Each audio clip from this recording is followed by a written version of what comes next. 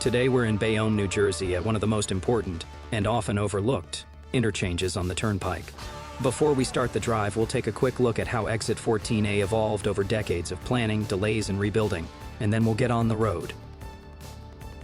Before we begin the drive, it's worth taking a moment to understand why Exit 14A exists, and why it took so long to get right.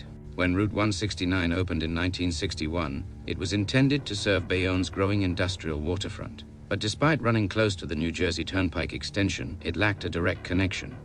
As a result, trucks were forced off the turnpike and onto local city streets, funneling heavy traffic through neighborhoods that were never designed to handle it. Almost immediately, local officials began pushing for a dedicated connector between Route 169 and the turnpike.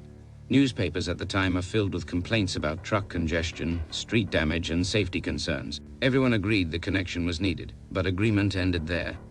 Throughout the 1960s, progress was slowed by disputes over who would pay for the project and how it should be engineered.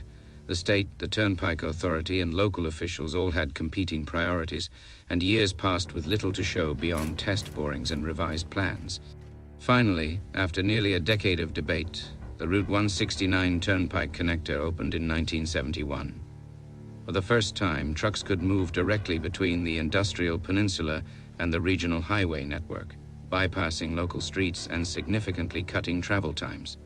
Decades later, traffic volumes and freight demands had once again outgrown the original design.